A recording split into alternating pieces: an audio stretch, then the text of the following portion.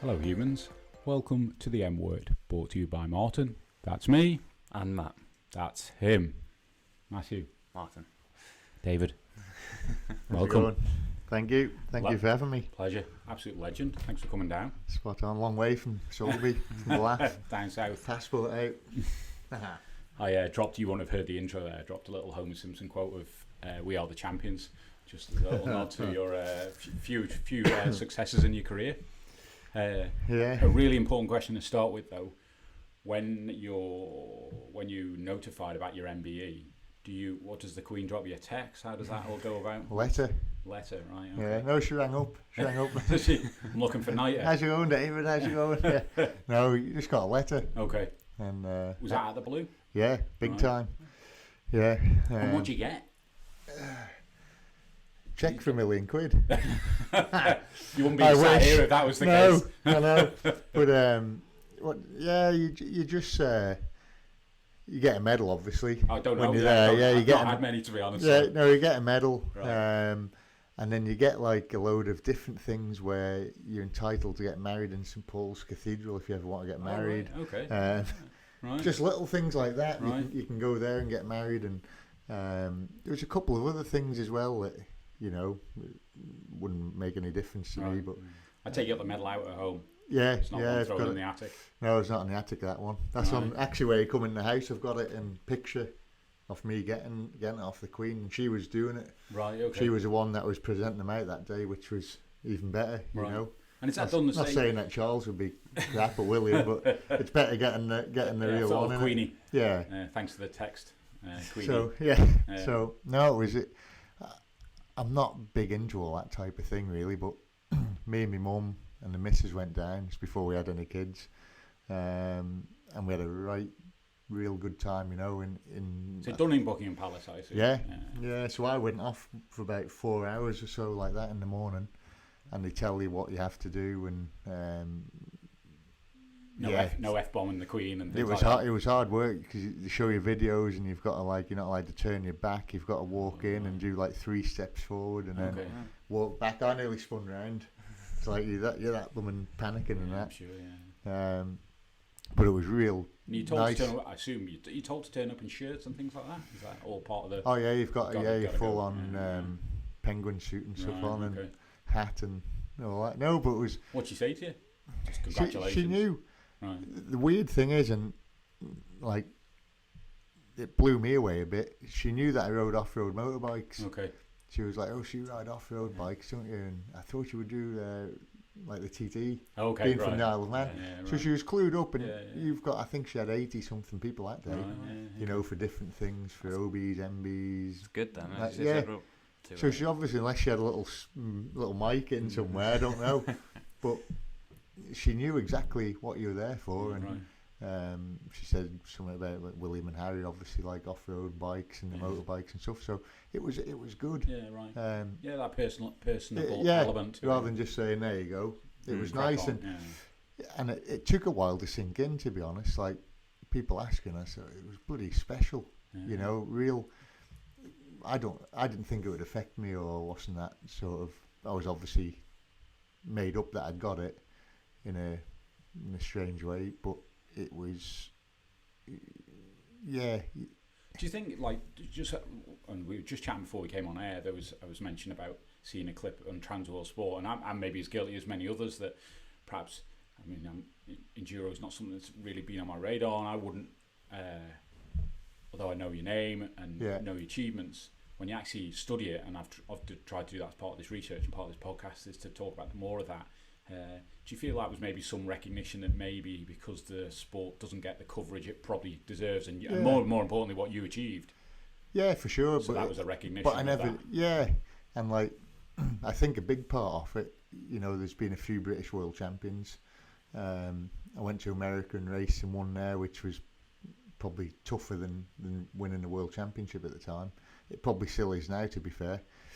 But the big one that I won in, I think it's 113 years this year, would have been the 6 Enduro. It's been held in the Isle of Man 3 times, so that's like the Olympics. So your British team, your American team, your Italian team, French.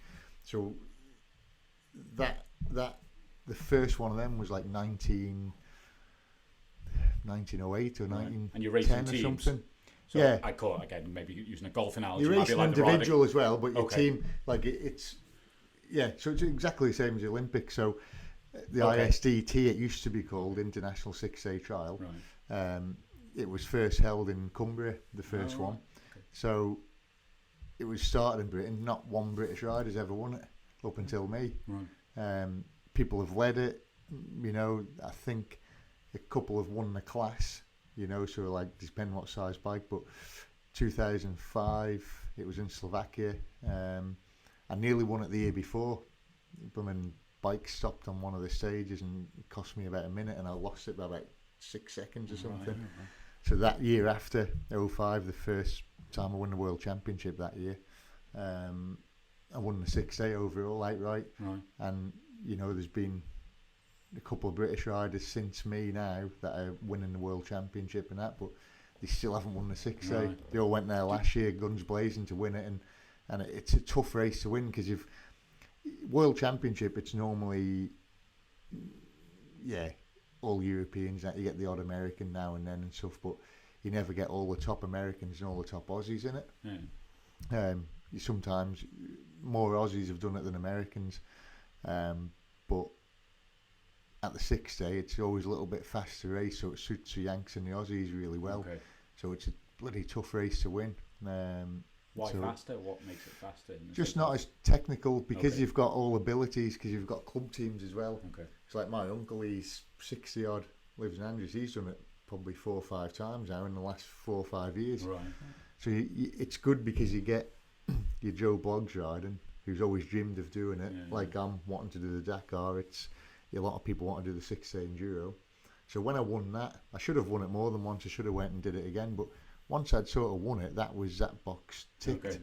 If you know, and it's a long event. It's always at the end of the year. And are you riding for GB in that event, or riding? Yeah, British okay. team, but I have done it. Me and my brother and another lad did it for an Isle of Man club team in France in 2001, and we were leading that, and then I crashed out and broke my ankle. And then the other guy got disqualified because he changed tyre, but he put one on without an E mark on, road legal. It's exactly the same tyre, but he just made a mess. Yeah, right. And then, so it was only my brother that finished. Right. So, yeah, so you can have, but majority of the time, it's like the cyclists from here, they'll ride for the British team in the, in the Olympics, whatever. Yeah. So do you consider that your biggest achievement, do you think? Yeah, I reckon that's the biggest sort of, it would be, because it's the pressure in that event, 6 days long, and it's easy to make How long are you on the bike for in each of those days? 7-8 hours. So is that why your arms are the size of tree trunks? They probably used to be bigger than that. But what was training for you, just riding a bike? That was the main thing. Like, everyone gets carried away with gym, especially now, gym, cycling, that. And back probably 04, 05, I did a bit of gym stuff in the winter, just because of like the weather now. I'd be out in this normally, but I was just right, I've just finished the season, and I just got in the gym and did something different a little bit, but it never really, I never noticed. I just rode so often, every day, and just enjoyed it. Just went, I got on my bike today, and at that age, you sort of, like, I'd be mid-20s then, I just wanted to ride my bike. And it was easy to do it over here back then. You know, you didn't get any grief. There was no mobile phones and internet and that. You just went out and rode your bike and did what you could. Well, maybe before we dig into the background of how you started in enduro, just you mentioned Dakar there when we were chatting, and that's something you're looking at to do early next year. So again, an event I know of, I've heard of it, don't know a lot about it, been watching some footage of it, and it looked, the footage. When you look at the footage of the TT and those high cameras following riders, and you're kind of blown away. Watching that footage, it was similar. Just blown away with the thing. So has this been a sort of long-term plan to do it? Yeah, I went when I was factory KTM. I think the first time I went testing was probably 07, 08, I'd guess. I think I was racing in America, so I went out to Tunisia, Morocco, testing with the factory KTM team. One of their top guys, the first time I went, got injured, So they asked me to ride to take his place. This was like mid-November, shakedown before the bikes went. And I was like, I really want to do it, but I want to do it properly. I didn't have a clue with all the road book and stuff. So I was like, no. So road book being, it's on the tank, you kind of do your road book and double thing. There's a million things going on the thing. So I was like, they said, oh yeah, we'll teach you all that. And I'm like, I'm a month away from, and at that time it was that the last time they had it through Africa, which was blooming dangerous as well. And I was like, and at that time as well, I was racing all the indoor events, so I'd miss them. And that was a world championship, the American championship. So I was happy with what I was doing. And I was like, do I really need to do this straight like that?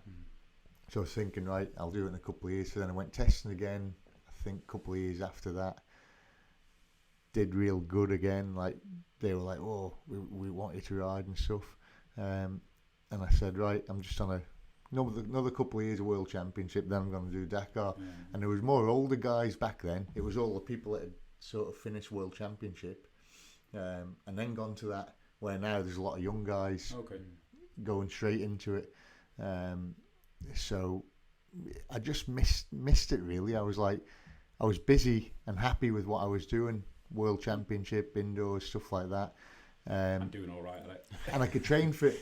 You know, the big thing with Dakar is training. Right. You know, like in the Isle of Man, you're not ideal to do long distance events. So maybe give a summary of what goes on for those that don't know the Dakar. So basically, you get like now Paris-Dakar originally. So Paris to Dakar. Which is right down in Africa, and then it started sometimes in Portugal, and it started in Spain. Then it moved to South America. I would say 08. 08. It was 08. 08, 09. So it moved to South America, and it went Chile, Argentina. How many days is it? 2 weeks. Okay. I think it used to be like near on a month back years ago. Is that you've got to get from A to B every day, or is it? Yeah, they have stages. Finish line and no, every day. So you've got stages. So you might have a liaison section for say 350 mile or something. So you do that. So you'll set off. Say first rider 6 a.m, maybe before. You get to the start of the stage at say 10 o'clock in the morning, and then that might be 500 mile long or 400 mile. So then you'll go and do that as fast as you can. Finish the stage, and you might have another 80-mile liaison to the bivouac where they have all the service and everything. Right. So if you have a problem during that stage, you have to fix it. If it's a bike fix problem. It, or you wait because you've got the trucks coming after. Okay. So the service trucks and that with, say, KTM, Honda, Yamaha, they've got their trucks with spare engines and stuff on. Okay. So you've got to change that yourself. So they'll drop the engine in the desert for you. And see you later. Yeah, you've got tools with you, or they'll leave tools there, whatever, and you swap it. And presumably that's then kind of GC based then, as quickest who does every stage. Wins overall. Time adds up together. Yeah. So if the winner's like 6 hours or 5 hours on the stage, and 20th place was an hour slower, then that just all adds up. You get people that do it Malimoto, which they do everything themselves, change all the tyres at the end of the day themselves, sleep in a tent, which people have said it's a lot cheaper to do it that way, but I've no interest whatsoever in doing it. I've done that in enduros for years, and so a separate prize and section for that. Yeah, but it's not. No one really takes a big lot of notice of it, to be honest. The lad that won it, British lad, a few years ago, they didn't even put him on the podium. So he was well annoyed with that, which you can understand, But I want to do it properly, and I want to focus on the race, on riding, rather than changing tyres and fixing your own bike and doing that after a long day. Well, I was going to say, and if you've been riding for 5 hours and you've got a problem with the bike, that's the last thing you want to do with an arm pump and everything else is trying to fix a bike. That's what costs the money, is obviously your team, your backup. They've got trucks following you and everything, so you've got a truck that you can sleep in, air conditioning and stuff in it. So you just want to, I'm getting on now, I'm 42. So when you're 20, you can stick with sleep on the floor in the desert, but it's such a long event and tough event. Sleep. Everyone says sleep deprivation's the worst thing. You might get a couple hours sleep in a night, It's freezing cold when you set off at 6 in the morning, and then it gets red hot. So it's just a big, massive change. So, because presumably as well, if you ride for 6 hours during the day, you're carrying your own water somewhere on the bike as well. Or, yeah, you've got to have so much on you, like a camelback, and then you've got another 5 litres under the bike, just in case you get lost out in the middle of the desert. You've got obviously water. I've reading stories about a group of 3 that got lost for 5 days. Well, that was years ago. It's funny They were British, were they? It was Maggie Thatcher's son, That's wasn't right, it? That's exactly who it was. Because me and the missus were watching The Crown the other night. We've been watching that, and I said to her, I said, "Oh, her son did Dakar and got lost and that." And then next night, that's what was on. All right. So yeah, they had all. Wife's panicking. Listening to you about being lost for 7 days. No, I don't think she'd be worried. Probably glad. Yeah.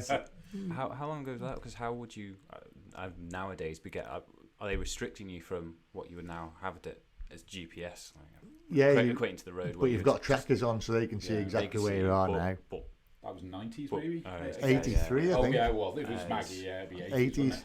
83, I think it was on that. Only because I watched that the other night. I can remember.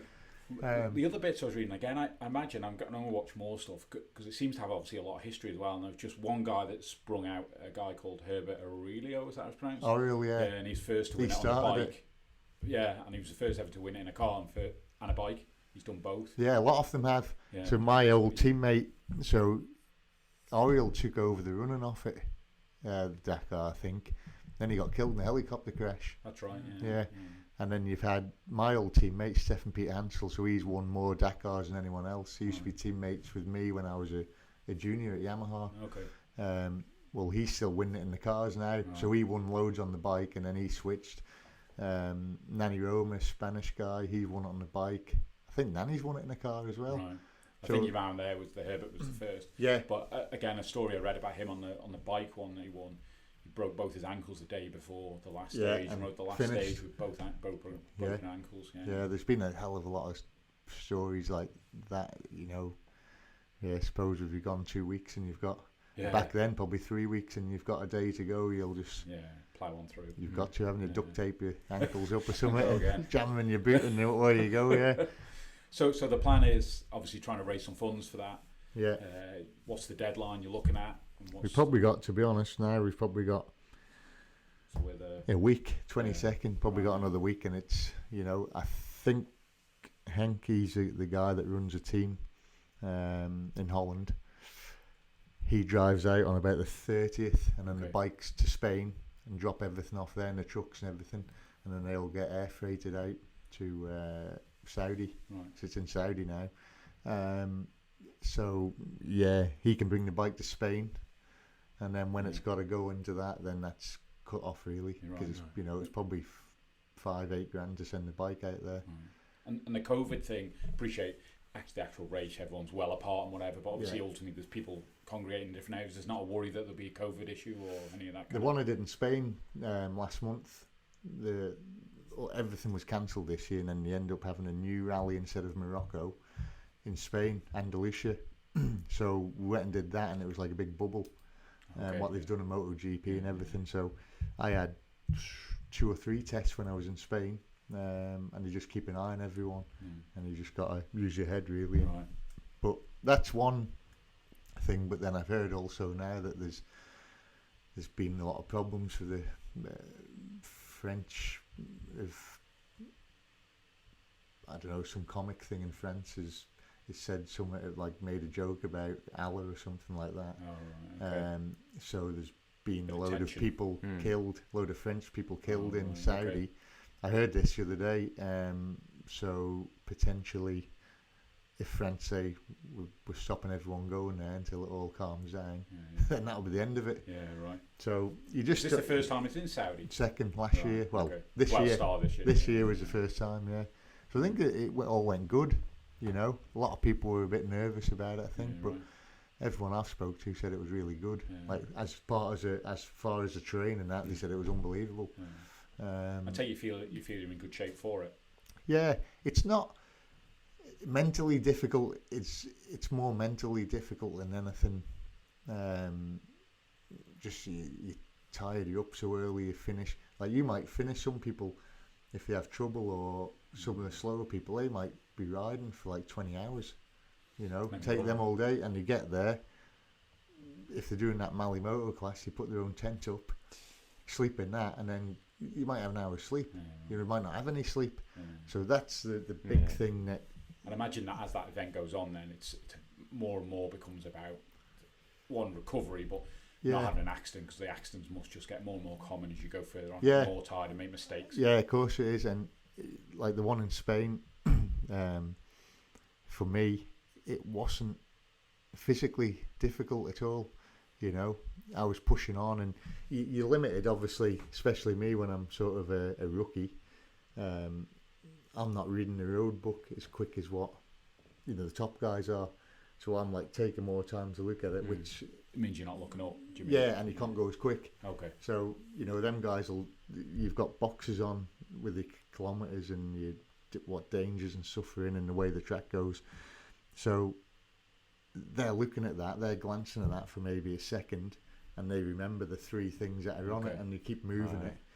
So they know what's coming ahead, where I'm like sort of one at a time still. You sort of, I'm getting there in that rally, I was sort of remembering the second one a bit, and it's just experiences, like everything else you do it.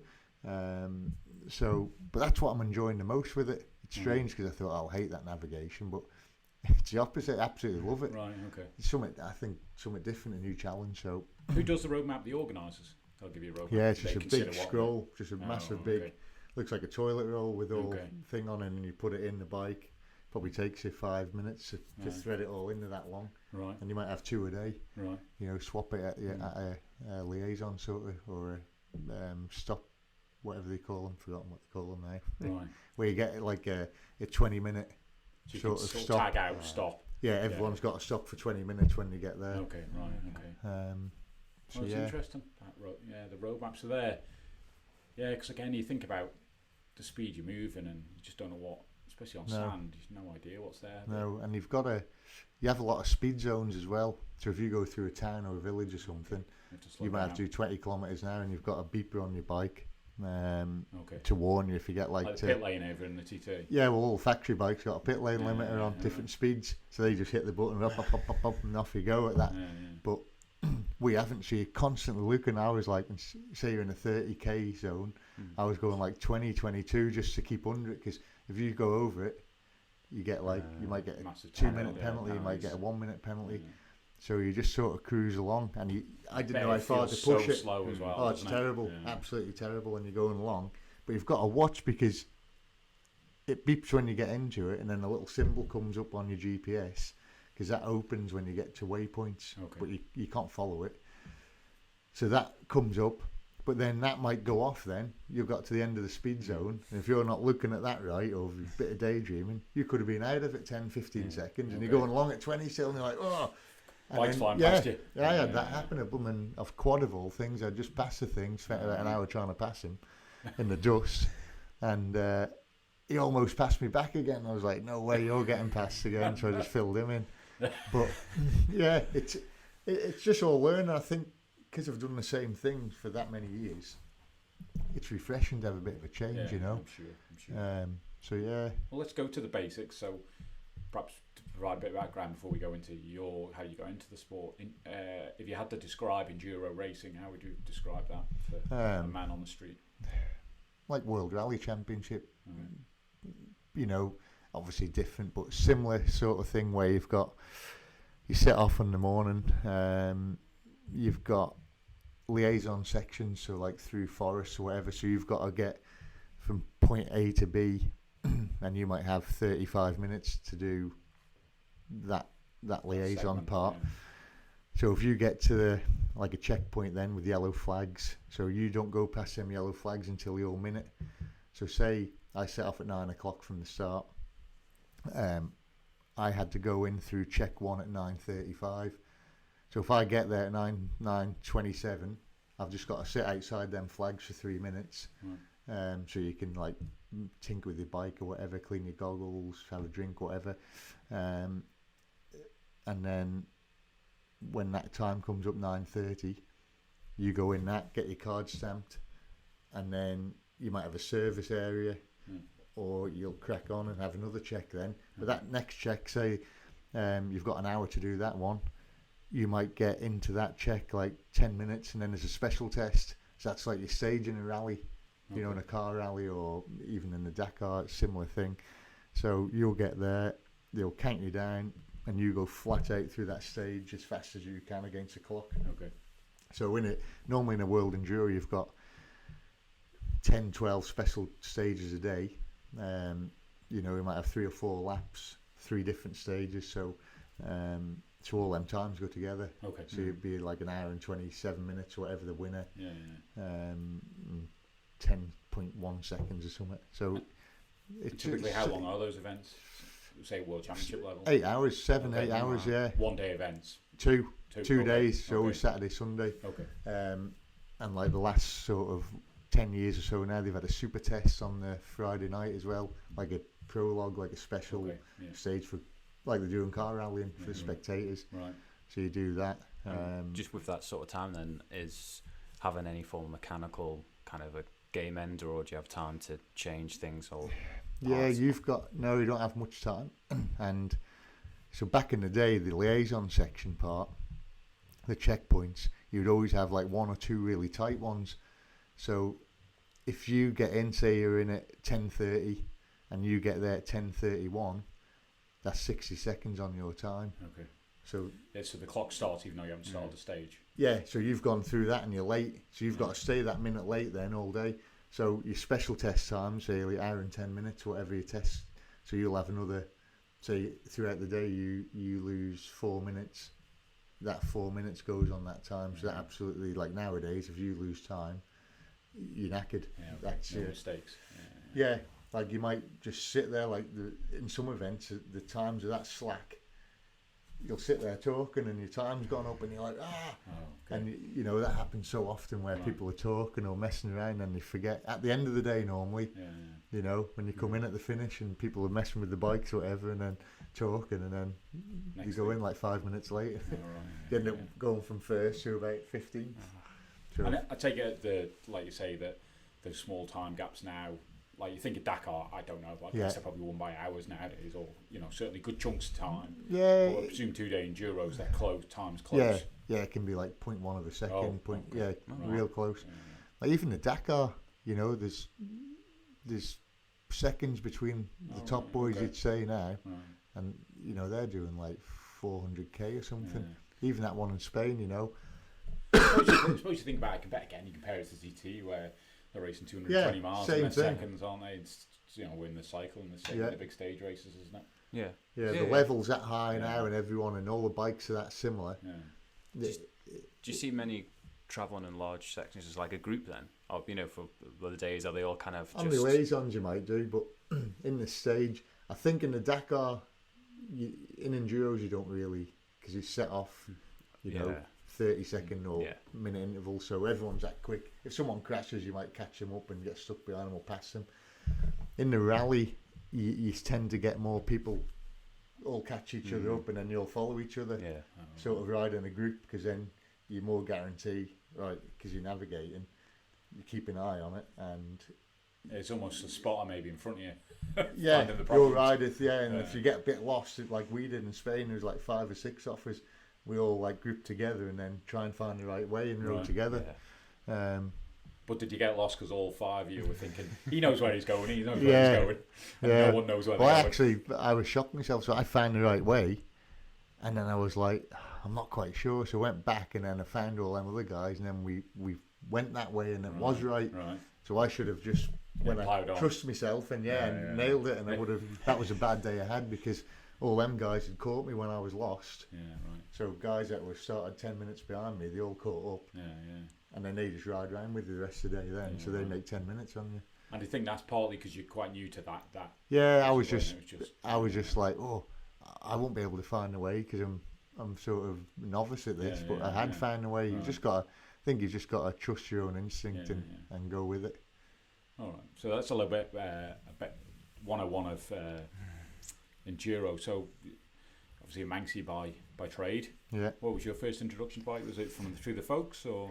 Trials, my dad. So trials over the rocks again, time stages, but slow over. I say slow, Well, not but time technical. trials. It's how many times you put your feet down, Okay. or Like kickstart. yeah. Okay. My brother For did those that young twice. people I out never. Yeah, kickstart was ace. June did that a couple of times, and obviously Collie did it. Right. But I was on a bike when I was probably 2.5. Right. And yeah, just loved it. Dad never got pushed into it. We just, like my older brother, he started because that's what my dad and all his mates did. And then I just remember I wanted to do it, and that was that. What was the scene like on the island back then? Brilliant. You know, growing up, trials, it was a good group of people. A lot more chilled out than what the motocross was. You know, a lot less. There was some motocross like motocross dads, or whatever you call them, that are there. But trials was like we were just left alone. Our dad was riding, so we just had to sort of do our own thing, really. And I was the one that was pushing more, and probably my brother when he was younger, wanting to ride. You know, and your mum not mind you all on bikes? No, she rode the odd time as well. She was, you know, only like they had a fun one end of the year, and she would have a go at that. But no, just loved it. You know, you were always then competitive from as soon as you started competing. You were. I was competitive, like stupidly, and good, as in at that young age. Yeah. But I was like, it let me down a lot. I was that competitive. I used to get that peed off. Oh yeah, massively, like world's worst. And my brother's a complete opposite. So understand again, not being he was very good as well from what. Durham was, but he was. You can see with people over the years that I've raced with, there might be people with a bit more talent than what you have, but they haven't got the drive. He was one of them, and I've seen loads of them. And some people think that talent will get you all the way on its own, but you've got to have that drive. If you've got someone that's unbelievably talented, and this goes for any sport, you'll get it in cycling, you'll get it in football, tennis. If they haven't got that drive, you can't give them that. You know, they've got it or they haven't, in my eyes, and I always had that. Where do you think yours is from? My mum. Okay. My dad was like my brother, but my mum's like that. I was going to say, why your brother not then? Yeah, she's real competitive. You know, and I was the same at school sport, had to win. Right. You know, everything. BMX racing. You still like that now, or you're a little bit more? I've mellowed now, I think, because you still want to. You know, it still pees you off when you don't win something, but you sort of get used to it. I thought I've been there, done it now, and I'm doing it more for fun. But you still have your little targets, you know. And if someone that I think shouldn't beats me, then that's me. Still cranky. Head's gone, and I'm like, flat out again training, and or if there's like a big head-to-head coming up with someone, you know, they're like, that's good though, because otherwise you wouldn't have these, would you? No, and that's you know, I probably, you know, a lot of people probably got team managers and that probably got pissed off with me with, you know, I did show me emotions a lot, massively, but I see a kid now doing that, and I think good on him because he wants it. You know. It can be a trait, but it's also a good thing to have because it winds me up more when you see a rider now or a kid, and you know, little kids you're not bothered so much, they're just learning and enjoying it. But you know, I've factory riders that are riding and like, so happy today, finished 5th, and you're like, you've got the best team, the best bike, the best tools in the job. You got no excuse. What are you happy for finishing 5th? You know, you shouldn't be on that bike. If you're happy with 5th, you shouldn't be doing it. And I've always been like that. And you get a bit sick of people, but I'm like, no, you've got no excuse. And that was a big thing for me when I went to KTM. I knew I had the best team, best bike, and that was the last bit of link in my head. I think that, you know, I've got no excuse. Bring internal pressure then. Yeah, but that was always good. I still like pressure. Well, you don't like pressure, but you deal with it good. Well, some thrive, some don't. I think with me it was always good because I worked that hard. I was that worried about not winning, or I just pushed and pushed and pushed and didn't even think about it. I was just like, It's interesting because we've chatted to a few sports people, and often in that situation when they're at that stage, and you read books. Yeah. That's sometimes the point that breaks them because they bring that internal pressure in their head now. Yeah, I've seen it. Now I've got everything, and I'm just not quite competing, so they just overanalyze everything, and then you see it now with people, and they get in their head that they've got to train, they've got to do that. Oh, I've got to go in the gym for 2 hours, flipping every day, and for me, that's you don't need to do that. If they're in that mental place where they feel they've got to do it, then you have got to do it because, I'd ride my bike every day, and if I didn't ride my bike, if I didn't go out 1 week on it or something, like, I haven't ridden for like 10 years, and and you're probably better for it sometimes because it just gives you a little bit of a rest.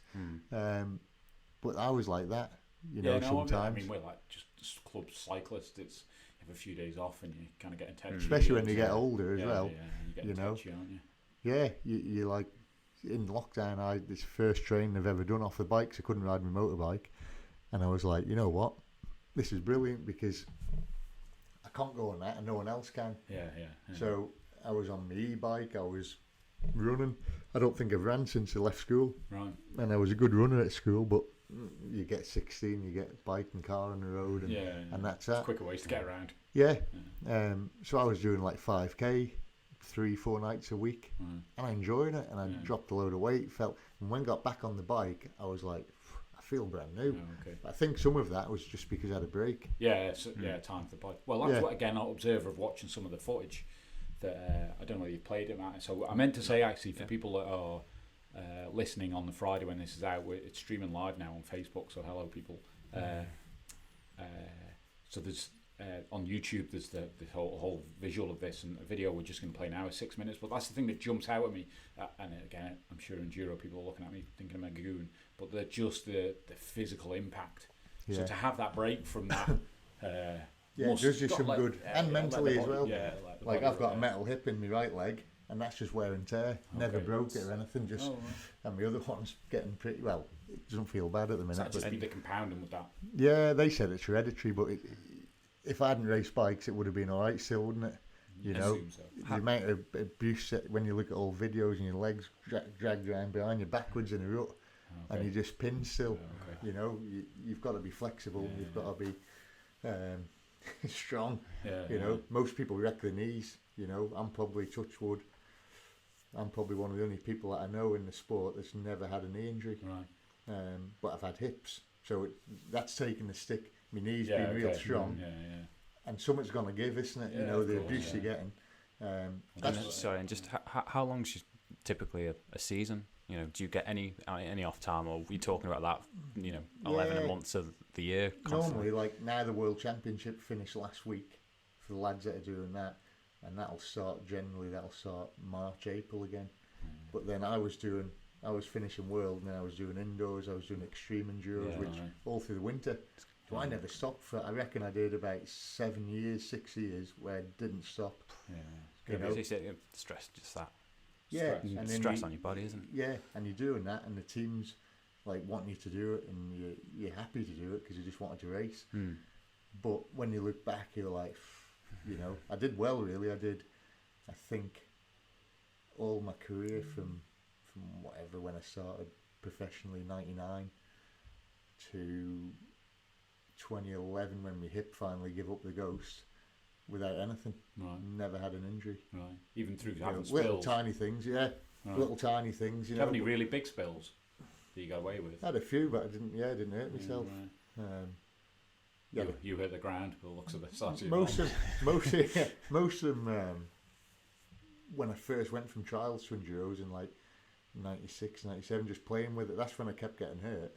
Just when you're learning, figuring stuff out, Figuring out the limits, do you think that is? Yeah, and you're like, you get on a trials bike onto like a 252 stroke Yamaha back then, or Honda, and they were fast, compared to a trials bike, and you're like whacking the throttle open out of the corner, and then the thing will bite, and you lie there with a collarbone sticking out. So just things like that. But I was pretty lucky. I did a collarbone, and I did my ankle, doing stupid jumps. But it's all when you're young and learning. But really, I got away lightly, I think, with everything. So your enduro career then started presume competing in the UK, got noticed. Yeah, I was trials, so I rode trials all my life. 96, I'd come out of the schoolboys. I'd finished second in the schoolboy British Championship a couple of times. Trials. Yeah, trials. My brother started enduros. He got asked to do it the 6-day in Poland in 95. So he went and did that to make the numbers up really for the Manx team, for the local team, and he did the British Championship that year, which was the one below the main class, expert class, and he won that.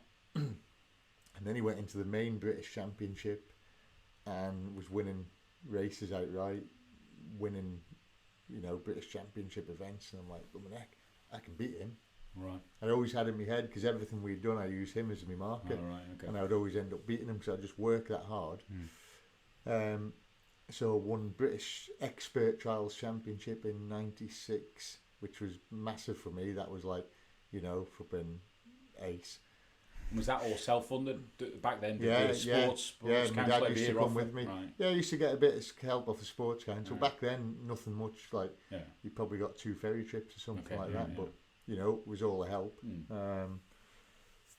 And then we did, that was 96. Then did the main class in 97, had a few top 6s, something like that. But it was a massive jump, and you were hurting yourself, you were smashing bikes up, and I couldn't afford to do it. So that's... When you say massive jump there, is that because they made the courses harder, or the engines, No, it went real tough. Like the level I was at, British Championship, you were sort of say there, and then the main British Championship was a massive jump up to there. Right. So I could do it, but I didn't really enjoy it. It was, you're having big crashes and you're like hurting yourself, and I couldn't afford to go out every day in the week. So I was working. You couldn't afford to go out and smash your bike up because you were like, snapping subframes off exhausts and just wreck the things.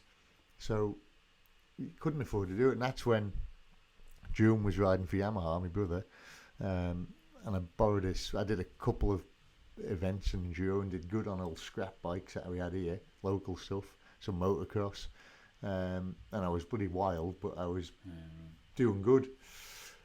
So I went and did a British Championship in 97 on, I think it was on June's motocross bike, and I won the expert class, and the only guy that beat me in the other class with the test times was June. Right. So I would have been second in the British Championship, and that was my first proper event that I'd done. So the year after, 98, that was my first season in enduro. So I set off on that, followed the reigning British champion on the first day and got a time penalty because you weren't going quick enough. And I thought, follow him, he's the best rider. And he had lost time and I lost time, and that cost me winning that event because I was quickest on the stage. So after that I was like, right, I'm just going to do my own thing. And I caught up in the championship, and then I think the second to last round there was massive flash floods in Wales, and I went, I'm alright here, I can get away, and went through this river and drowned my bike. And the guy who had won the championship the year before, his bike got swept downstream, and it took about 5 days, found it about 6 mile downstream. Wouldn't be much use then, I'd imagine. There was loads, like so many people, so they scrapped that event when we got back. I got my bike going, got back, we're scrapping it because of the rain and stuff. Got on the boat, and then someone called, they ran another lap after you went, because me and the old man rushed off to the boat. So we were like, they can't do that. Then Yamaha sort of said, but our other rider can win the championship now, and he couldn't if they cancel it. So I just had to keep quiet. Went to the last event, smoked everyone, and ended up, I think, 2 points off winning the championship. So I was second that year. I won a couple of World Junior events I went and did.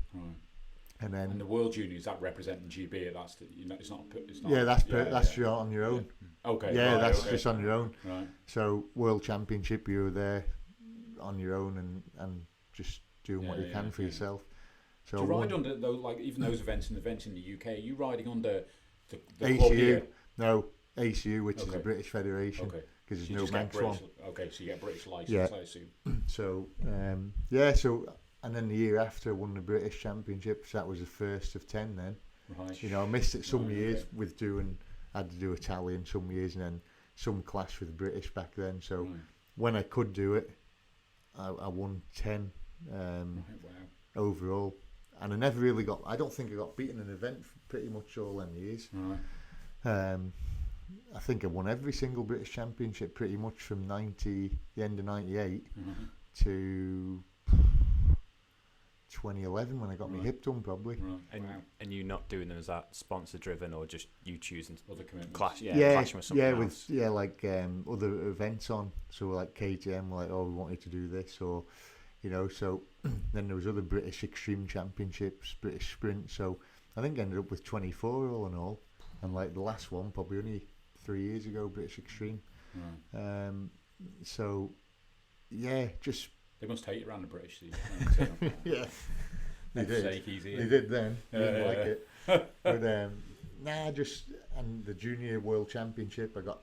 Did you get on with like other your main competitors, or you weren't one to use them as fuel for your own fire? Well, I did use them for fuel, right? But we always had a good British group or a few lads, and still mates with them all now. Right. But we used to have a good laugh at we used to all drive out with the vans and sleep in them. We had like mountain bikes in the back. We'd go and piss around in the paddock on.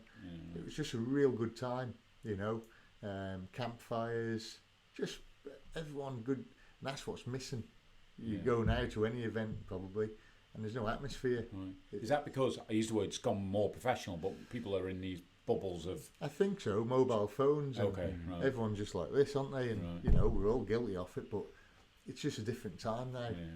That back then you look back and you think, and then the guys before us are probably like, oh, they missed out because they were all doing all sorts of stuff, but just having a good laugh. And that first British champ, you're still completely self-funding?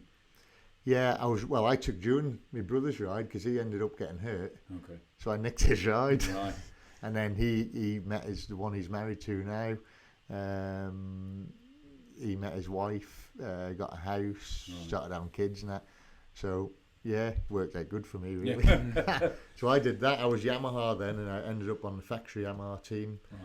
Right. That early stage is just equipment they provide at the British level? Is it just, here's a bike, here's some equipment? Yeah, British. Well, to be honest, British level, you were getting bonus money, and I was getting a little bit of money off them, which is probably 10 times more than you get now. Right. You hardly get anything for British stuff now, and even World Championship Juniors, I was on good money back then. Right. Not good when you look at it, but good for what I was getting 40 quid a week at the training centre to be a mechanic. And then you go on to like 20 grand or something like that. It's massive, And you're doing what you want to do, don't you? And they are paying you flights and stuff, so you're like, you go from that to that. So that transition then from British level into world, what time was that in the career? So I did some junior events early, like there was one in Wales in 99 and stuff. Did Scotland in 98 and cleaned up. Like, I think I was second overall one day of everyone. Right. Real wet and muddy, and everyone, who the hell is this kid? Right. So I basically went into enduros and just ended up winning pretty much straight away. Right. Okay. Yeah. Is there a technique in enduro? Is it about being smooth and consistent? Is it about hard in, soft out? What's the? No, you've got to be. Well, back then I was just an absolute cannonball, just wild and fear. But I was obviously. You're obviously quick. Yeah, I had the feeling and what you had to do, but it's just experience you learn. Like now, I would say I'm really smooth, and I touch wood. I tend not to crash very often. I just a lot of people say, "Oh, you look so slow when you're riding," but you're carrying that a lot of speed. Okay, But you just learn there's that fine line. Back when you're young, you're like blowing corners out and you're losing time. If you went back then now with that mindset and body and aggression with what you know now, you'd be unbelievable fast. Right. And do many people do both trials and enduro then? A lot of the top enduro riders are ex-trials riders, and more so now with the extreme enduro because it's perfect. You've got a couple of lads quit trials last week, top guys, and I've heard they're doing extreme enduro, which that's more trialsy on enduro bikes, your hard stuff, which I've done like Yurtsburg and your Last Man Standing, Hell's Gate, all the hard enduro. You've won a load of them as well. Yeah. So I was sort of the. So describe the difference between them and what we call when we learn earlier was standard enduro. Yeah. So back then it was all pretty much the same, you know. And then they started splitting off into three. You end up with your indoor stuff, which is stadium, like Supercross, but with logs and rocks put in a stadium. Okay. So that's your enduro cross indoor sort of stuff. Okay. Your classic enduro is like your car rallying in your forest, and it's fast. You have technical stuff and slow stuff, trialsy stuff, but generally it's, you know, it's a bit more faster and flowing. And then you've got your hard enduro, what they call now, which is your races are all different. So Red Bull Romaniacs is like 5 days long, stupidly hard. Right. Erzberg in the big What do you quarry, define as hard? like pushing and shoving bikes and dragging them up hills, and sliding down on your arse down hills with your bike and stuff. Oh, wow. You know, but good fun. Yeah. You know that, and that's what my fun was back when I was racing. Me and my mates over here used to go out and do that for fun. You know, let's see, can we get up that hill, or you know, like a lot of people challenge each other, and let's go down here and see what's in the bottom, or let's go up this river, waterfalls, and because we'd all come, a lot of us had come from trials, so we tried doing what we did on the trials bikes on a motocross enduro bike, which, you know, people it's stupid doing that. And then some big events come up with big prize money on, so I was like, I'm going to go and do that in the winter because I can go and win that, and you win like €8,000 or whatever for winning it. Right. Okay. So you're like, right. So I was just non-stop. I was doing all this, but not even thinking about it. I was just loving it, and I should have been getting start money, but I was just like, I'll go and do that. Yeah, right, okay. And you'd like enter on, not online, and you would fax it, fax the entry off to them or call and pay for it, and then Johnny again. As your career goes on, I was bloody stupid doing that. Yeah, they should have been paying start money.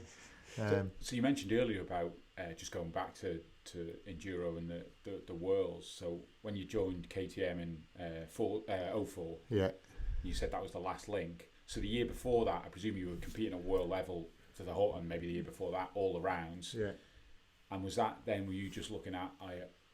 I presume you were competing with the top guys at that stage. Yeah, I was was second a couple of times, actually. Yeah. Every year I was second in the World Championship from my first year. Okay. So juniors I was second. I should have won that.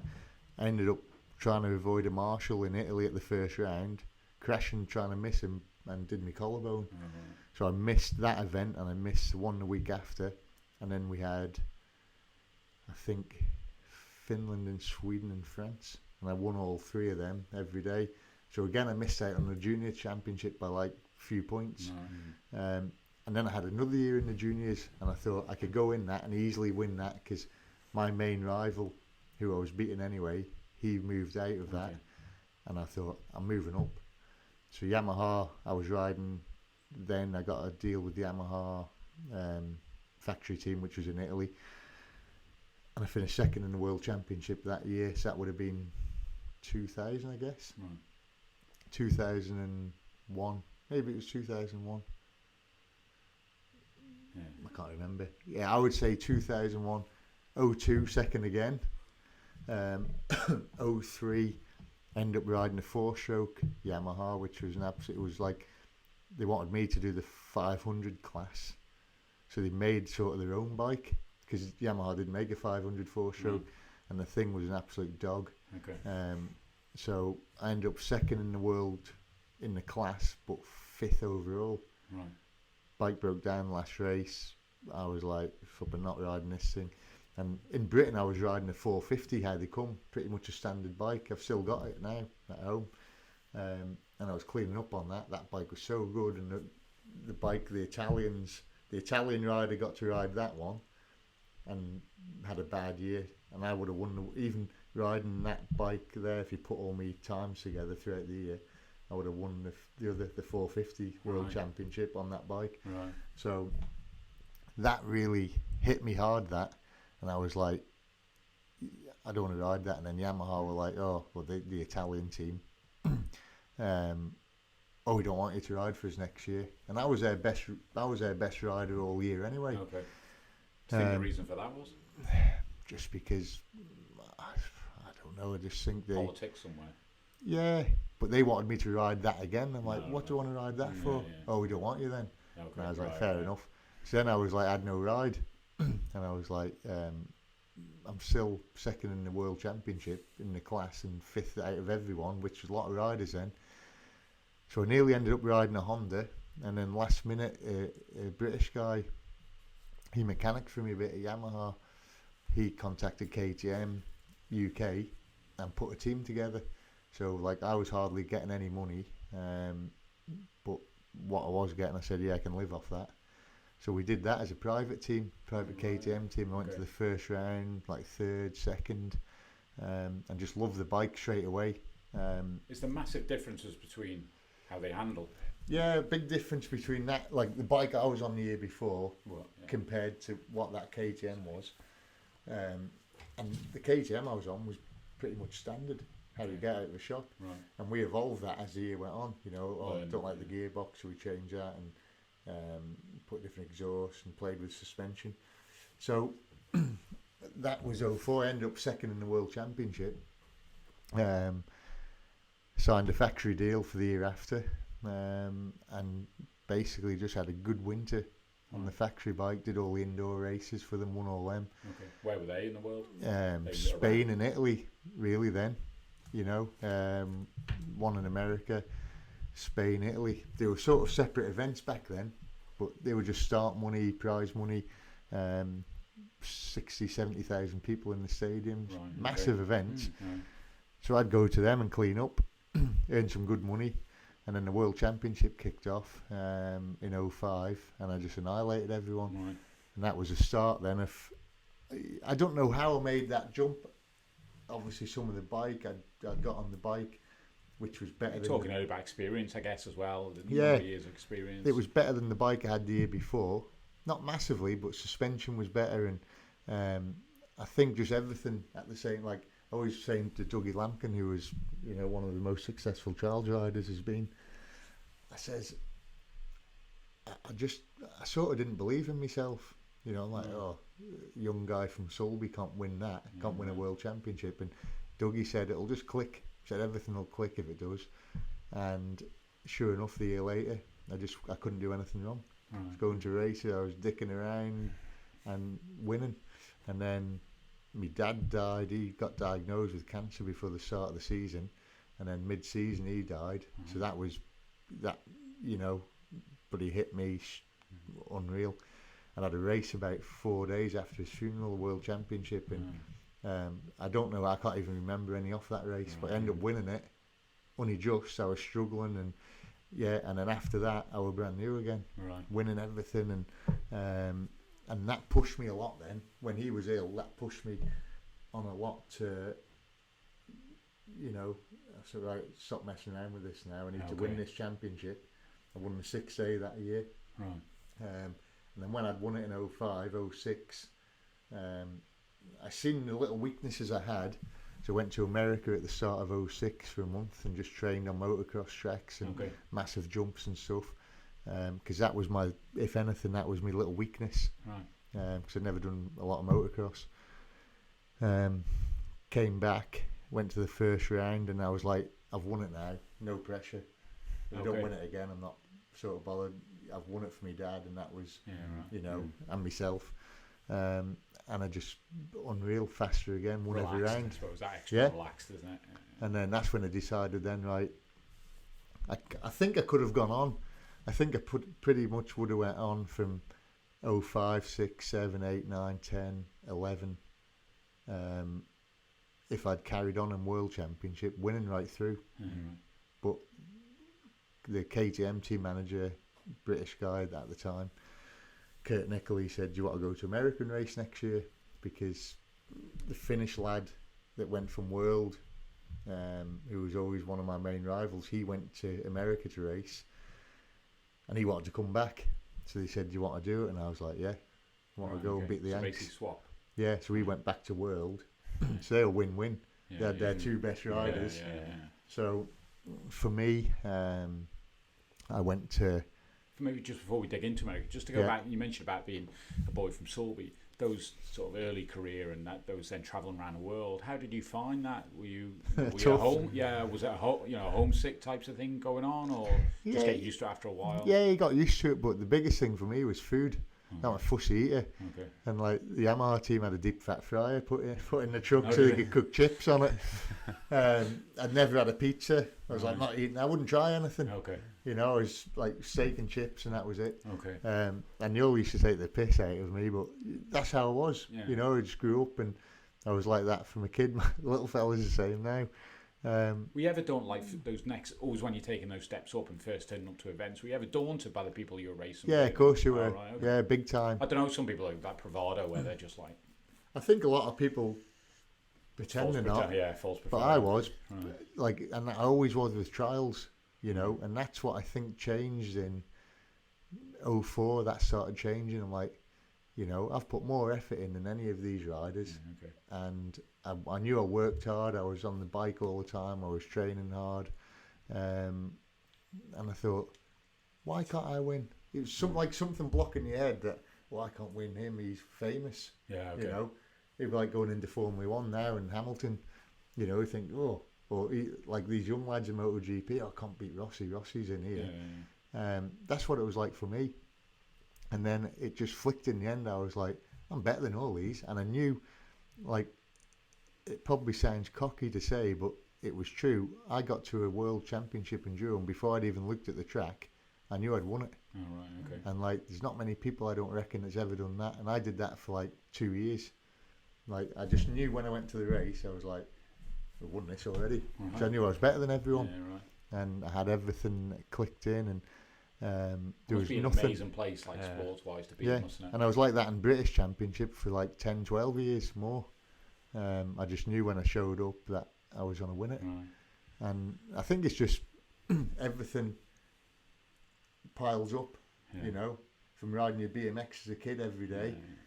Everything just was, building blocks to the everything that I did was to win a world championship when I was a kid. That's all I wanted to do. And trials, that's all I wanted to win. And people, teachers, oh, what do you want to do? And I'll be world champion. Right. Okay. Well, you're probably not. You're not going to, and you need to do school work and that. And even when I got the Yamaha ride, people were like, oh, you're making a mistake doing that. You know, what if it doesn't work out? And I said, I'll come back and work for my dad. Yeah, like I was doing before. Yeah. You know, I'm not losing anything. I'm not. No. So I just, and so many people try talking you out of it, and you know, not chase your dream. You know, exactly. And I say it to people now, you know, if you can go and do it, go and do it. If it fails, what have you lost? Yeah. It's worse than not doing it and looking back at 55 and going, I wish I'd done that, because I know a couple of people that have done that, and it's like, it's sad. Yeah. But so you mentioned you went to the States then. So I wasn't one of them people that I need to win 10 world championships. I was like, I've done that now. I've no dispute I'm the quickest rider and the best rider yet. So let's go to America.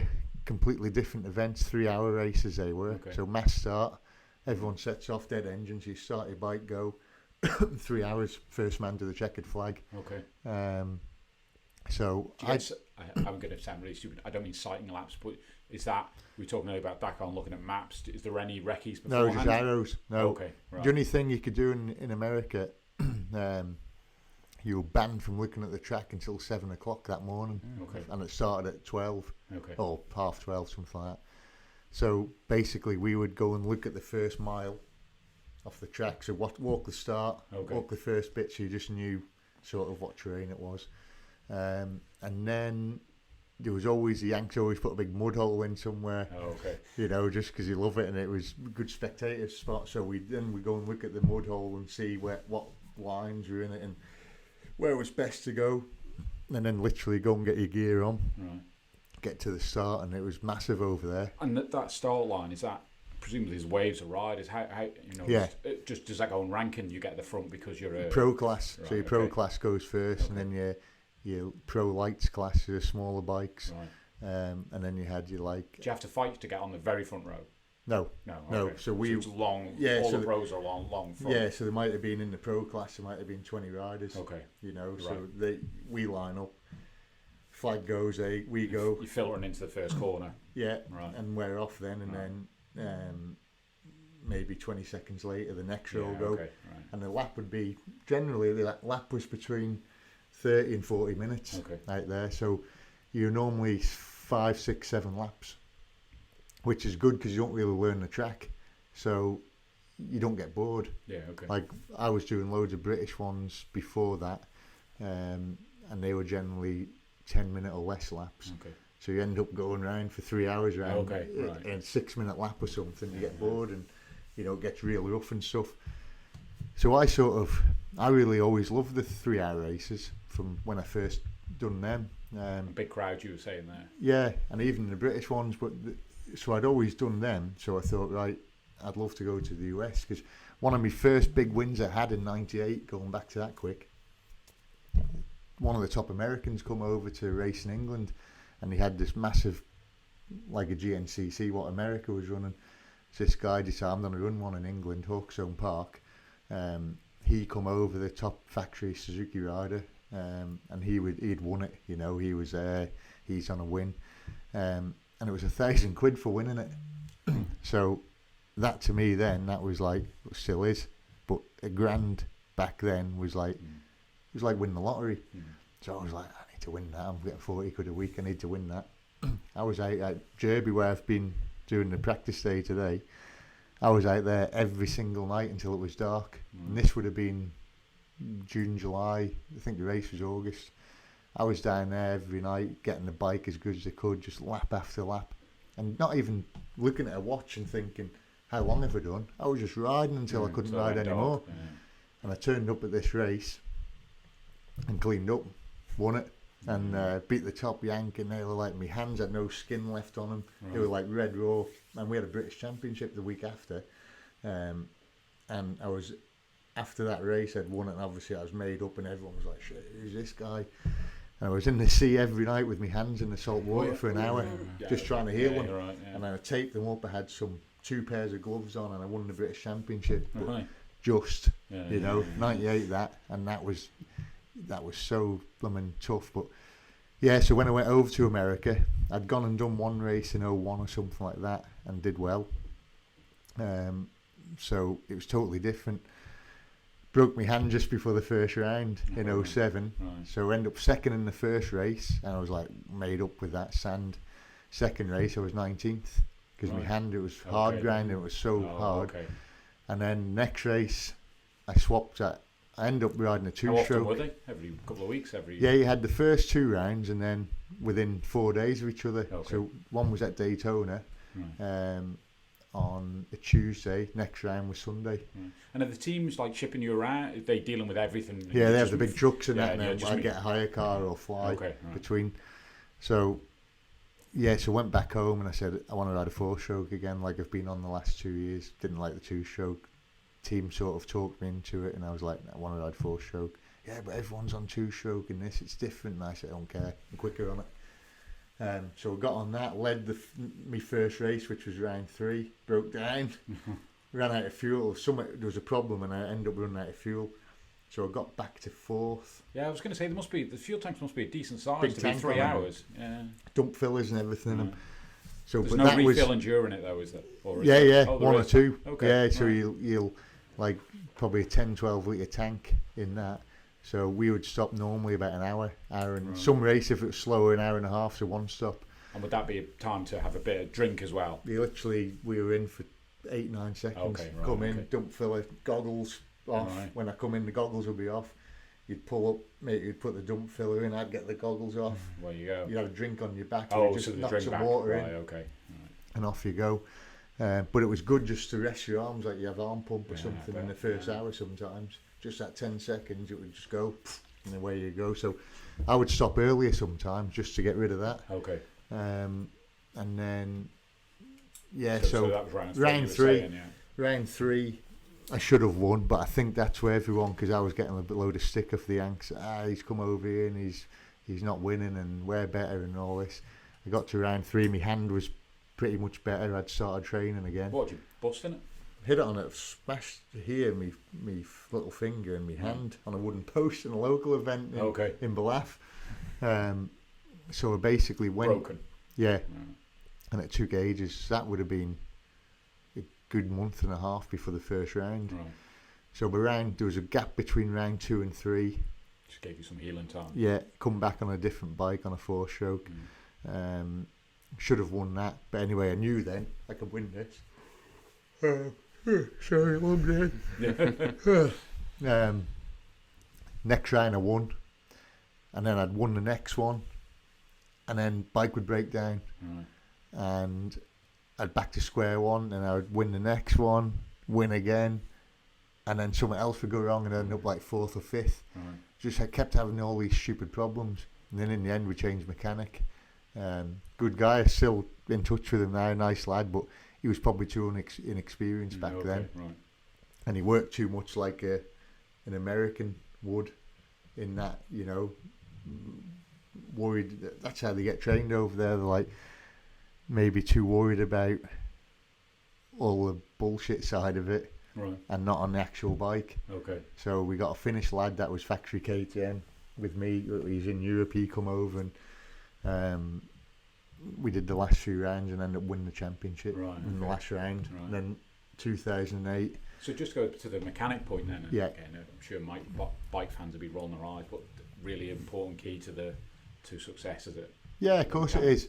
And like I've always worked on my own bikes at home and for British stuff and everything. I've had people work for me and help out, and I've had some good people.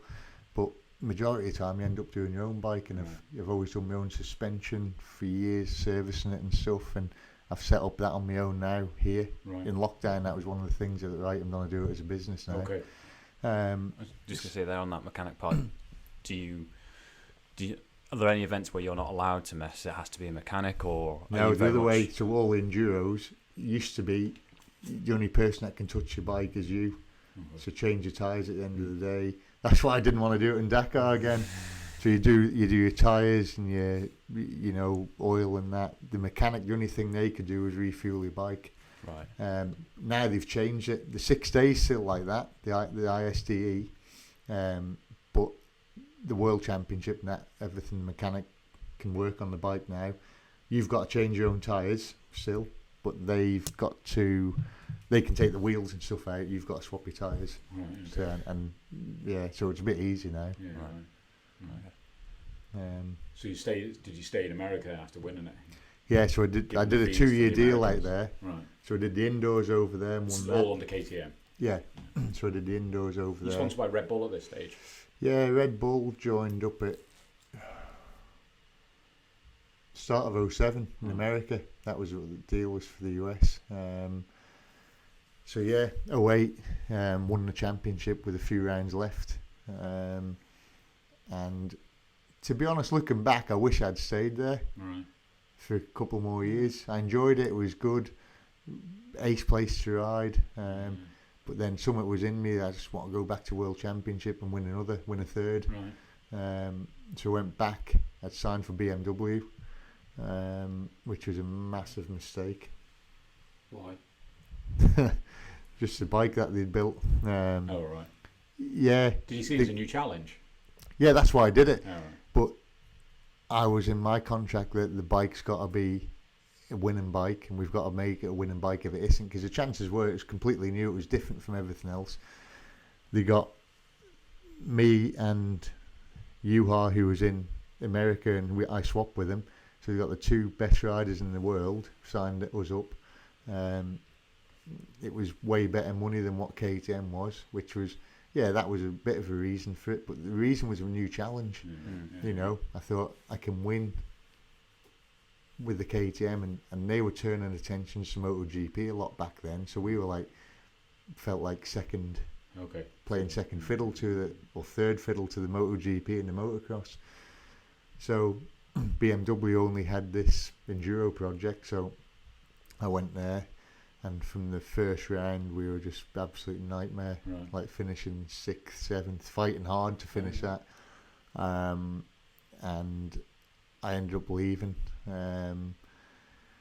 halfway through the first year. I did a 2-year deal with an option for third, I think it was, and I left the team. I said to them, listen, I'm happy to stay, I want to get this bike working, and they were like, no, we're not changing anything on it. We can't change anything and all this. What kind of change is that from a non-biker? What kind of things are you thinking about? The engine spun backwards. The swing arm pivot went through the front sprocket on the engine, so it didn't squat on the rear. So when you open the throttle, it wasn't sitting down and gripping like a Okay. normal bike. Right. It was staying up or even lifting. Okay. There was just no grip on it. Right. And all things that they could have changed. Why were they so stubborn about doing it that way? I don't know. I think the guy in charge didn't have any idea of racing. I went the last test. I went to Austria with them testing.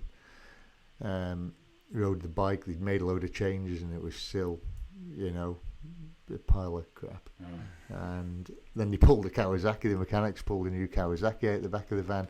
Bog standard bike, probably under $5,000 at the time, 2009. They said, "Do you want to try this? Just compare it." And I said, "Yeah, right, I do." Jumped on that. And on a motocross track, which I would normally be in, I could probably do 20 laps around there within a second of each other. I was 6 seconds or 7 seconds faster on the Cowie first lap, and ended up 9 or 10 quicker on it. Right. This is a bike I'd never ridden in my life that you could buy from a shop for $5,000, and they'd put millions into this other bike. And I went back and I was just straight. It's got me in trouble, and with them it did, and it has with KTM and stuff in the past. But I know exactly what I need. I know what I want, and I says, I don't mind saying, develop the bike. No, this is not possible. Make a race version. Not this year. We're doomed this year anyway. Just ride this bike this year and come out with a race version, like an M version, like they have with the Superbike now. Okay. Exact same. No, we won't do this. And I said, I'm leaving then. Right. I've had enough. No, you can't leave. And I said, I can. Anyway, we ended up getting out the contract. They paid the 6 months that I'd been there. There was a load. I got a right load of stick over it. But did you negotiate all the deals yourself? No, I had a manager back then as well. But I had a clause in my contract basically saying that the bike had to be a winning bike. Okay. And because I don't mind testing, I'll do anything to make a bike win. But they didn't. So I got a right load of abuse, and there was a lot of people sticking a knife in and everything.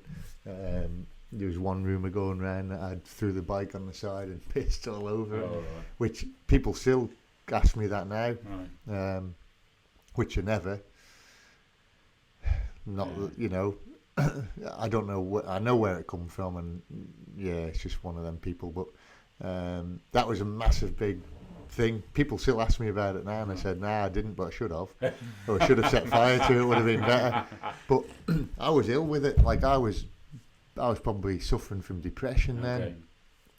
Probably self-doubt starts to creep in as well. But I'd been on that much of a high, and I went and bought a Honda 450 to train on, because we didn't get the bike till just before the season, because we were all new. And so I went and bought a bike to train on in the winter, and I was probably riding better than I ever had done on that bike. I was flying on the thing, and I got on this BM, and I'm like, oh dear.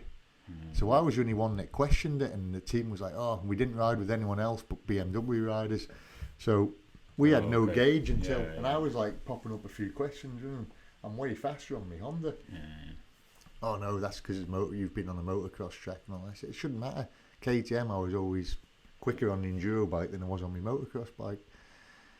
So the first race, obviously, we found out that it wasn't the best. Your teammate having the same problem. Yeah, all of us. We were all down like 6th, 7th, 9th. And like, so I got my contract. There was all this big storm of crap going around, and I went and bought my own Kawasaki. I'd ridden, Conrad had one, and I had this Honda, and I jumped on his Cowie, and I thought that's but way better enduro bike than what the Honda is.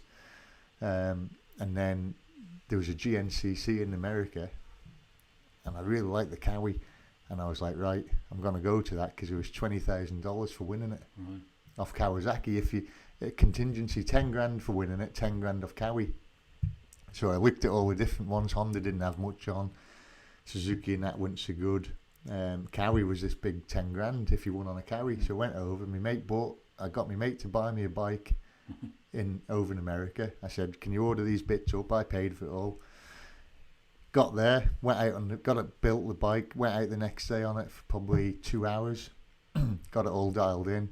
Went to the race, which was a snowshoe, which I've had the biggest winning margin at that race ever in GNCC, like 10 minutes. got this cowie, went there and won 20 grand on the thing. And so that stuck a big two fingers up to a lot of people. Was that off you, like your own? But you weren't part of a team. No, I did everything off my own back for that. Right. Good mate of mine in America, Bart. He helped me all with it. Went in his pickup truck with his trailer on. A few good friends of his and people that I'd got to know come and helped. So that was one of my best achievements. Because we went there and just smoked everyone. Privateer against all the big factory trucks out there. And then I came back and I did a couple of British races on the Cowie and won. And then Kawasaki and Paul Birdie that runs the Superbike team, he approached me. So he was Kawasaki back then with the World Superbikes. So we ended up doing a deal with that and I ended up winning the last World Enduro that year on the Cowie. That stuck a massive two fingers up to BMW, who said I was finished and done. And then we had an option for Cowie the next year, and then KTM approached me again and said, listen, willing to take you back, there's an offer. And it was just too good to say no. The team was already built. I presume you know the bike, which also... Well, it was a new bike. It was a new bike, so I was a bit nervous, but the guy won that year on it. Right. So I said, I've got no excuse. I'm jumping on the bike he's just won the World Championship on. I got it, changed a few things on it to suit me. The engine was a little bit too powerful for him. That's how he liked it. I tamed it down a bit and cleaned up again that year. So that was 10. Yeah, and then KTM bought a completely new bike out on an 11 fuel injected, which didn't get on with it that good. And that by that time, end of 10, my hip was getting real bad. Giving you grief? Yeah, so off the bike as well? Yeah, all the time. Right. So 2011, I did the first round, caught my leg, really hurt my hip, and I was like, I'm done. So caught your leg as in dragged it on the ground and twisted just caught you or whatever? I just caught it and pulled my leg back, which would never bother me, but the pain I was in, I was literally riding around in tears. Like I thought I fucking pulled my hip out of joint, dislocated it. And I was riding around, stamping on the foot peg and that. Anyway, I pulled in and I said I can't ride tomorrow. So I'm like, I can't go on like this. Had you had it looked at before this point? No, I've had a couple of scans and he said, there was no cartilage left in it and stuff. But nothing of anyone that was any use. So I did see someone actually just before, and he was some specialist, and he just said, listen, if you get that operated on, you're gonna have to, you probably like miss all year. So I said, I don't want to do that. Went to the first round, this happened, flew home, went to Manchester, got scans done on it, ended up putting a load of cortisone injections in it, which was horrible because you've got to get it in through your hip into the joint. So I had that done, and I said, right, I'm going to Portugal. I said, I've got to go and ride or whatever, I don't know. Couldn't find anyone who knew about the hip properly, so I went back, ended up winning. Had a real good ride, won that. Didn't win both days, second and first. And then the team, I said, I need to go and get this hip done. Yeah, but you can win. And I was like, yeah, but I've already missed the first round. It's going to be nearly impossible to win the championship. I need to get it done now. So I went to Austria, ended up going all over the place. And then the guy who invented the operation to clean the hip up, to make it round, because it was like an egg. And it was catching. So that's the ball. So the ball and socket, the ball was like egg shape and it was catching the socket and trying to dislocate it. So we ended up flying around halfway around Europe looking for a surgeon. Went to the Austrian ski surgeon and that. And there was a guy working for him, an English lad, and he said, I know exactly who you need to go to. So I was like, whoa, got all the details, and he was in London. Dr. Haddad, I think his name, be on my phone still. So flew to London, seen him. He said, yeah, when do you want it to do? And I said, as soon as you can. He said, I can do it in 2 weeks. And it was like 10 grand each. So I was like, right. He said, you'd only be 9 months recovery. I said, if get it done now, I'll be right for next year. So, and he couldn't do the two of them at the same time. He said, the closer I've done them apart is like 3 months. He said, I'll do yours 6 weeks.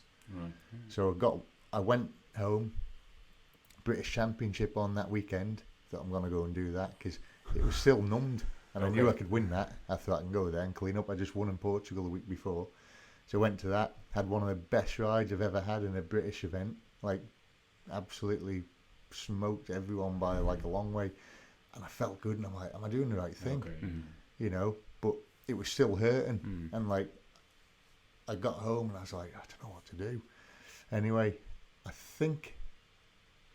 don't know what I did, but I ended up doing something, messing around on a trials bike, and I caught my leg, and it pulled it round. You needed to do it. And that was 110%. Then I was like, right, I've got to do this, because maybe the cortisone had worn off a bit, I don't know.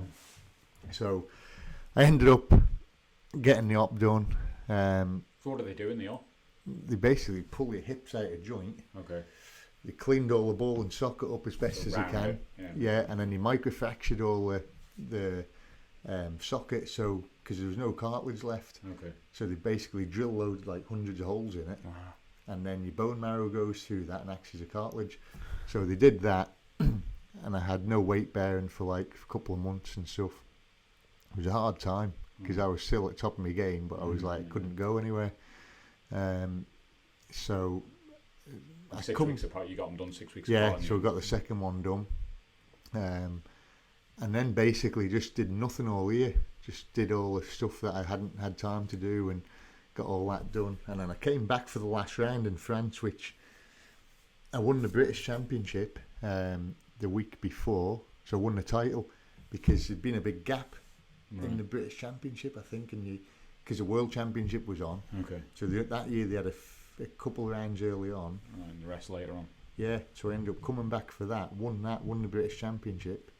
And then I went straight to France for the last World Enduro, which was too soon because we walked all the special tests all week, and it just knackered me. It wore me out. My hip was hurting, or both hips were hurting.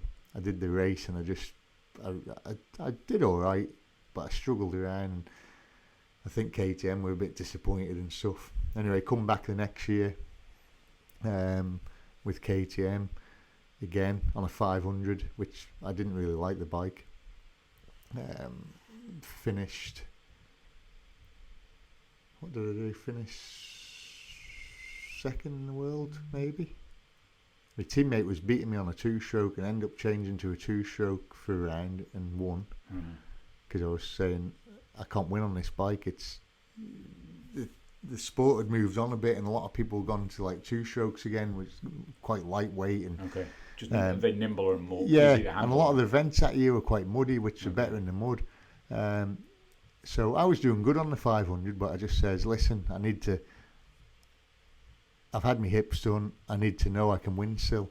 So I rode a 2-stroke in Italy and won that event and rode really well. And then they said, oh, you have to ride the 500 again next year. And I said, I'm not doing it. So we sort of mutually agreed that was that, parted ways. Ran my own team the following year on a Honda. And the championship was just getting worse and worse. And I got to squat. I won the last round in France, and then I got a time penalty because the FIM had changed the time controls because it was too hard, too tight. And I cleaned it. I went through without any penalties, and then they scrapped. So I ended up with penalties because he changed the time. He said, "Oh, didn't you know we changed it?" I was like, "No." So that was just another kick in the teeth, just them being French like normal, and just throwing obstacles. And I was like, I'm just blowing 250 grand this year off pretty much all my own money to run a team to win the World Championship on my own bike. I missed half of the year because I got injured. Come back and won, and then they did that. So that's when I quit World Enduro properly, professionally in 2013. I was like, I've had enough. I didn't quit racing. I wanted to do other stuff. But I just never really got over me one hip. My left hip healed quite good, and my right one never did. And it just bugged me, and just all them years I had without any pain or anything. I was just always in agony, and it never really, the right one never really still give you jip now got any better. Yeah, well, and then it started getting really bad again. So like 2016, final show again, did the same thing in a British Championship on the Isle of Man. Had a real good first day. Second day, just going through the woods, little small crash, just not on the special test, just on the course. Bent my leg backwards, and I just said, I've had enough of this. I can't take any more pain. I'm done with it all. So I said, I'm getting my hip done, and then same thing, different surgeons. And Ross Barker on the Isle of Man, I know Ross. He says, of course you can race with a false hip, but all the specialists in Manchester and everything, like, you won't be able to race motorbikes with a metal hip. So Ross did a lot of research on which one's best for me, because it's getting abused, getting hammered, and got a stainless steel exit hip, new sort of generation. This was end of 2016. Pretty much exactly 4 years ago now. I had it done last week. During that time when you're out, do you kind of shut off from the motorsport world, or are you still watching it? Yeah, always. You can't, because some people I know when it happens are like, I can't. I'm sat there watching someone I really want to do, so I'm gonna shut it out for the time. Yeah. But you were. Nah, I always look at stuff, and so just I was in that, and the big effect was I had my little fella then was 2, probably nearly 3, and I couldn't play with him. You go and you play around on the floor, mess around in the park and that, and there was that much pain. Like, again, just depressed with it all and just in agony, unhappy. Just wears you down. Yeah. Like, big time, I was struggling a lot. And I was like, and then... Especially from the high that... Yeah. And then the surgeon said, like Ross said, you should be good, but we don't know until it's in and that. And I said, I don't care. If I can't ride a motorbike again, or I'll just get a trials bike, or I'll do go-karting or whatever. I'll find something to do. Yeah. But I said, I can't go on like this. So we did it, and it's the best thing I've ever done. Like, feel 18 again. And the other one's been giving me a bit of jip, and that was due to get done last December. And then that got put off because I was anemic. So I had to have iron infusion and stuff, and then COVID happened, and that's the last I've heard of it. But I've just been taking that CBD oil, and that's done wonders with it. So at the minute, I'm getting by all right, and I feel happy with it, and not suffering. You get the odd twinge in here and there, but Is there a local place that does that, the CBD? I think you can. Yeah, I get a bit of sponsorship off a company across, and yeah. And I didn't. Sometimes it's mental listening. You think, is it doing anything or not? It's working, who cares? And I ran out, and I did a few weeks without it, and I was suffering again. So it's definitely helps, and it's good for me. And I just feel, good with it all, really, at the minute, with what I've been doing, training and stuff. I feel like the best spot I've been for a long time. So on the island, and I know in odd times at the moment, you have your own school then at the moment on the yeah, island. Yeah. So when did you set that up? I've been doing it on and off for years. Just built it up over when I had time. Yeah, okay. Like doing a lot of stuff with the younger lads, for the kids and that, riding. There's a lot of good lads over here, girls riding. It's good, but it's so hard now. Like, it hurts that there's nowhere to go. Okay. Government's taking everywhere away, and they're not sort of offering anywhere else to go. And I know some lads that are 14, 15, real talented guys, and you want to do it. They've got, like me, nothing else in their head but riding a motorbike when I was that age, and it hurts when you see them and you can't do it. So yeah, that's another story. You're trying to have dialogue with the government about that? I have done, but you're just banging your head against a brick wall. Basically, it's yeah.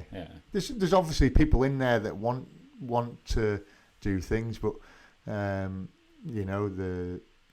the forestry, it's hard. They're putting a lot of obstacles in the way, and I just think we're not liked. Right. I just think that's it. At the end of the day, we're not liked, and they think we're a load of rogues.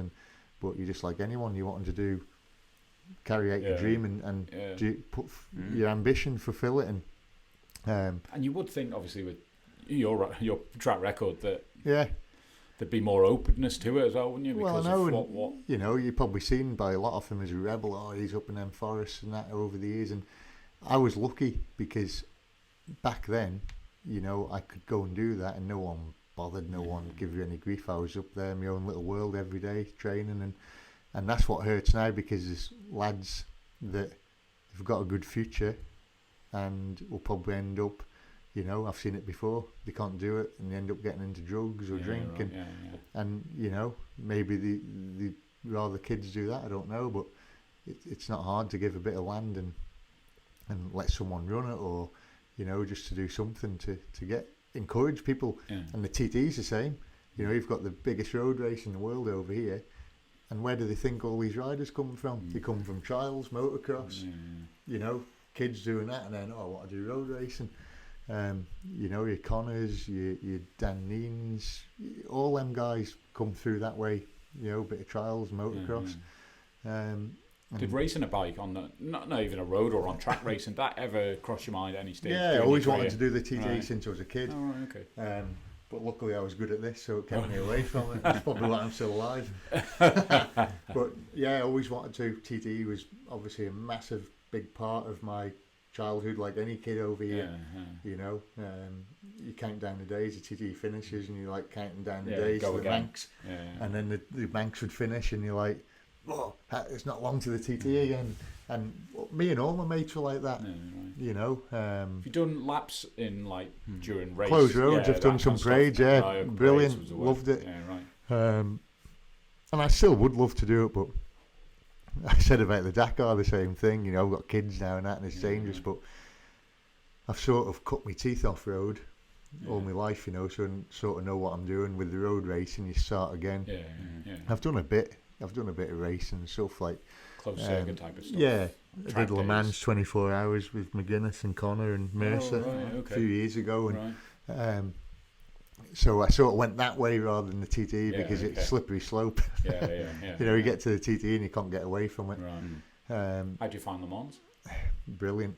Yeah, that was really good, and just totally new experience again. But at the time, that's before I had my hip fixed, and I was just that afraid of crashing, because I was in pain on the bike stuck, and I just thought, you know what, if I come off here, I'm just going to be like a glass bottle getting smashed over the floor. I'm just going to shatter. So it was good up until, you know, I was a couple of seconds off the pace, and I felt happy at that. It's when you had to push to that last couple of seconds, that's when it was getting, you know, I was like, I'm not prepared to do that. I'm here for a bit of fun and help these guys out a little bit. What bike were you riding that? Honda Fireblade. Super stock bike. So you've all got the same bike, haven't you? So you've kind of got to adapt the bike. Yeah, we're all on the same one. Everyone kind of compromises a little bit on their riding. Yeah, and it's because it was a long event. It suits me, because you do an hour stint, and them boys like, oh, get off after an hour, and I was like, oh, brilliant, just go out again. And you go out, go out and do another, and you're like, see, wired up properly. But it's so easy, not easy as in going fast, but 15, 20 years, haven't you? Long. It's easy physically compared to what I've done off road. Of course. So no, but so the TT, you know, could you see where maybe doing like maybe classic racing where it's in the Manx? Was not really I'd like doing some British endurance stuff or something maybe. But but not saying these young kids that are coming up through, you know, some stay at trials, some move to enduros like I did. Some will do motocross, some will go to road race and short circuit, some will go to the TT. So they're so important for it's the base to grow. And the big problem over here, which I'm trying to sort something now, is to get, you know, little kids going on the bikes. You don't need much land, a little bit just to get them on the little PWs, quads, electric bikes, and get the little kids going, because what winds me up the most is when you go on the start line at the TT and all these MHKs are there that are shooting everything down. Oh, you can't have that, let's stop these bikes. And they're all there on the big free jolly on the start line. That winds me up, and there's a lot of them. There's obviously a few good ones still, but not many. Most of them are just a waste of space. But and like giving them a bit of abuse. Abuse away. So just a couple of various other things to pick up. So one of the articles I was reading, and only because I know the lad. So back in 2010 when you won the Worlds, it mentions about just in the reference I was reading about Alex Rockwell. Now I know Rocky just through we know runs through biking. So was he? I know he never pursued it in the end, but was he when you look at youngsters coming up? Yeah, Rocky was becoming real good motocross rider. It's a full package that you need, and he was so good at the motocross, and actually I remember a race he did at Mallory Park. Zach Osborne, who's just won, he's been riding around for years. Zach rode GPs, went back to the US, he's American. He's just won the American motocross championship. Right, okay. Well, I remember Rocky beating him at that track, and Zach was on a semi-factory team back then. Rocky was on his own bike. He was bloody talented and good, but maybe a bit soft in the head. Right, okay. You know, let pressure get to him a bit, and there were some other lads, and he sort of mess around with his confidence in his head. Okay. But he was good in enduro as well, but he's just struggled a little bit on the technical stuff, the trialsy stuff. But I think we had the right person behind him. Yeah. He Just could have given him the focus. pushed on, but right. it's all a lot of mind games and stuff goes on. And Well, you touched about that early on at the start when you said you were so driven about that. Yeah. that But like Rocky, didn't seem to have any doubt. he had his own weird way of doing things, which works for him, obviously. And with the cycling, you see the commitment he has now on that, you know. Yeah. So he's got the drive. He's got a hell of a lot of drive, and you see it now with that. He's really going well, and he's determined to get to the next level with it, which is good. So it's good when you see that happen as well. Yeah. You know, a lot of these people are not necessarily good at one thing. They're good at a few. I hate it. It's when you put your mind to it. Of course. That's a big part of it. I think you've got to be half handy at what you're going to have a go at, but if you've got the determination and drive to do it, like, you know, Rocky go out 6 in the morning and do 100 mile or something daft. You've obviously got a want and a will there to do it, and obviously his missus as well. You know, Megan, and he's got kids and stuff. It's hard to do that, so it's having that whole package that you know. I see now I've got 3 kids, and it's hard to, you know, it's hard to go and to be selfish like I used to be. Right, I'm going out on a bike now. You know, as the older you get, you know, life gets in the way, sort of thing. But I'm happy where I'm at. It's a good place to be. You know, do what I can. So a couple of other then. You're on Manx coin. Yeah. On a Manx coin. Yeah. So what year was that? 50p. Right. That was about. I think that was around 06, 07. Okay. Right. When I was fast. Right. Yeah. Right. I remember that. Yeah. Probably about, I would say it was about 06, 07 that would have come out. I think Dot was quite well responsible for that. Right, yeah. Fellow MBE. Yeah. Yeah. Good head, Dot. Yeah, no, we love Dot. That was it, I think. I don't know whether you have any questions, Matt.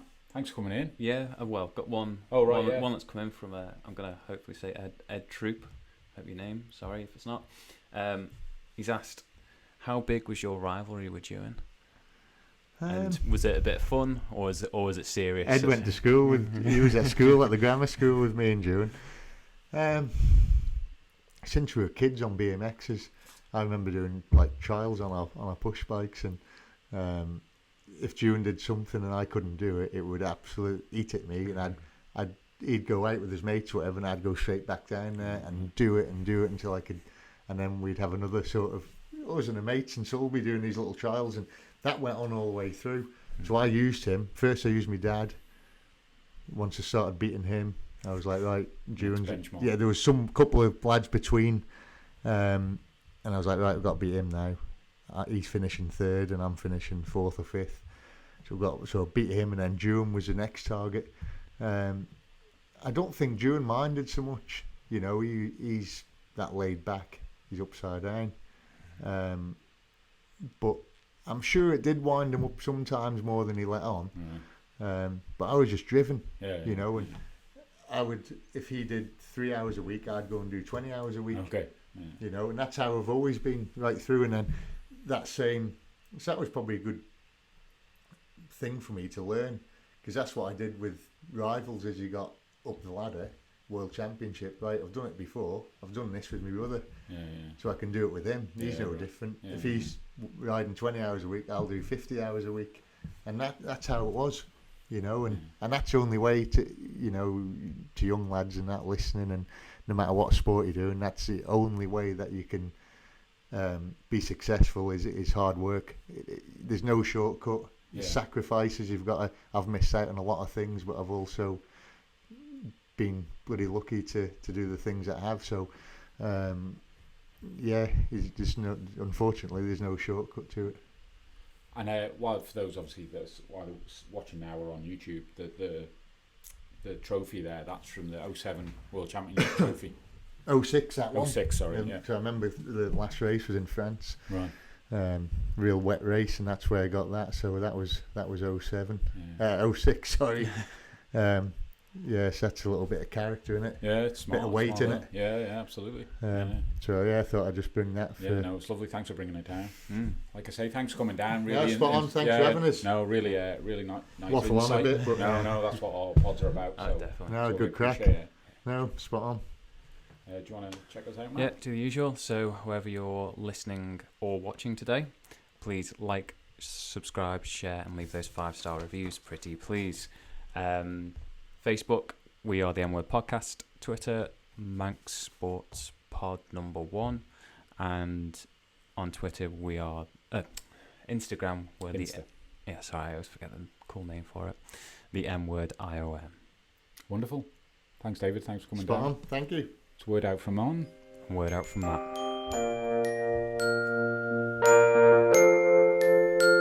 Screw you guys, I'm going home.